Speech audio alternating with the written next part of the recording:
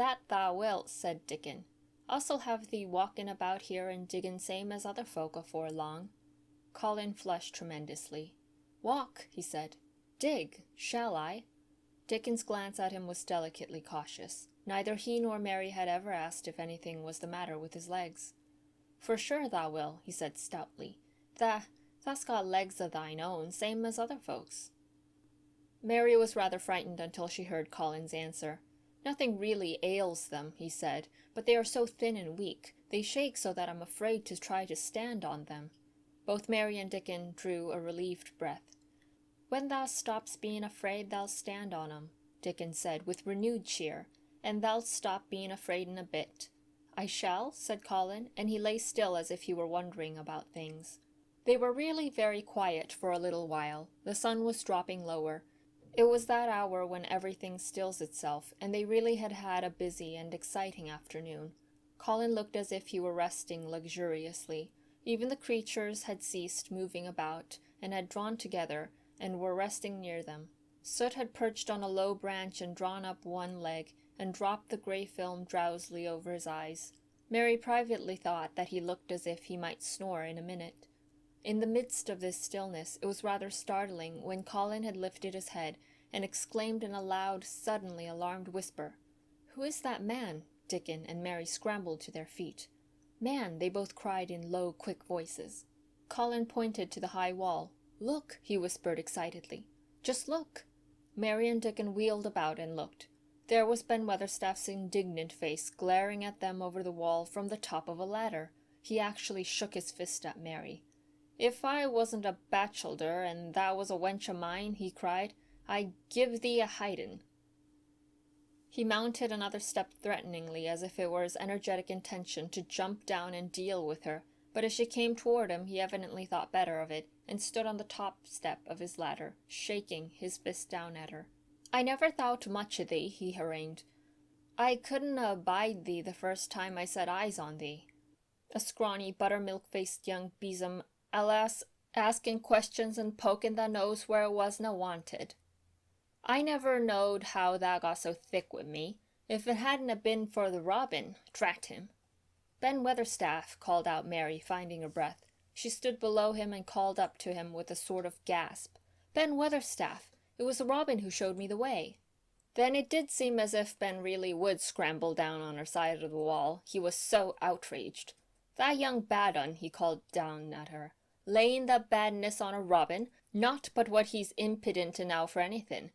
Him showing thee the way, him, eh? That young nowt—" She could see his next words burst out because he was overpowered by curiosity. "However, I' this world did tha get in?" "It was the robin who showed me the way," she protested obstinately. "He didn't know he was doing it, but he did, and I can't tell you from here while you're shaking your fist at me." He stopped shaking his fist very suddenly at that very moment, and his jaw actually dropped as he stared over her head at something he saw coming over the grass toward him. At the first sound of his torrent of words, Colin had been so surprised that he had only sat up and listened as if he were spellbound. But in the midst of it, he had recovered himself and beckoned imperiously to Dickon. "Wheel me over there," he commanded. "Wheel me quite close and stop right in front of him." And this, if you please, this is what Ben Weatherstaff beheld, and which made his jaw drop. A wheeled chair with luxurious cushions and robes, which came toward him looking rather like some sort of state coach, because a young Rajah leaned back in it with royal command in his great black-rimmed eyes, and a thin white hand extended haughtily toward him. And it stopped right under Ben Weatherstaff's nose. It was really no wonder his mouth dropped open. "Do you know who I am?" demanded the Rajah. How Ben Weatherstaff stared! His red old eyes fixed themselves on what was before him, as if he were seeing a ghost. He gazed and gulped a lump down his throat, and did not say a word. "Do you know who I am?" demanded Colin, still more imperiously. "Answer!"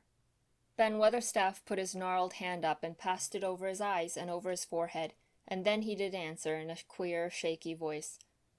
"Who thou art," he said. "Aye, that I do, with a mother's eyes staring at me out of that face. Lord knows how thou come here, but thou'rt the poor cripple." Colin forgot that he had ever had a back. His face flushed scarlet, and he sat bolt upright. I'm not a cripple, he cried out furiously. I'm not. He's not, cried Mary, almost shouting up the wall in her fierce indignation. He's not got a lump as big as a pin. I looked and there was none there, not one. Ben Weatherstaff passed his hand over his forehead again, and gazed as if he could never gaze enough. His hand shook, and his mouth shook, and his voice shook. He was an ignorant old man, and a tactless old man, and he could only remember the things he had heard. That hasn't got a crooked back, he said hoarsely. No, shouted Colin. That hasn't got crooked legs? Quavered Ben more hoarsely yet. It was too much. The strength which Colin usually threw into his tantrums rushed through him now in a new way. Never yet had he been accused of crooked legs, even in whispers, and the perfectly simple belief in their existence, which was revealed by Ben Weatherstaff's voice, was more than Rajah Flesh and Blood could endure. His anger and insulted pride made him forget everything but this one moment, and filled him with a power he had never known before, an almost unnatural strength. "Come here," he shouted to Dickon, and he actually began to tear the coverings off his lower limbs and disentangle himself. Come here, this minute." Dickon was by his side in a second. Mary caught her breath in a short gasp and felt herself turn pale. "He can do it! He can do it! He can do it! He can!" she gabbled over to herself under her breath as fast as ever she could. There was a brief, fierce scramble. The rugs were tossed on the ground. Dickon held Colin's arm. The thin legs were out. The thin feet were on the grass.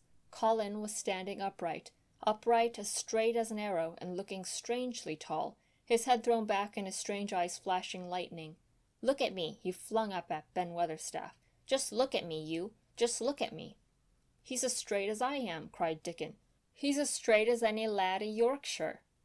What Ben Weatherstaff did Mary thought queer beyond measure. He choked and gulped, and suddenly tears ran down his weather-wrinkled cheeks as he struck his old hands together.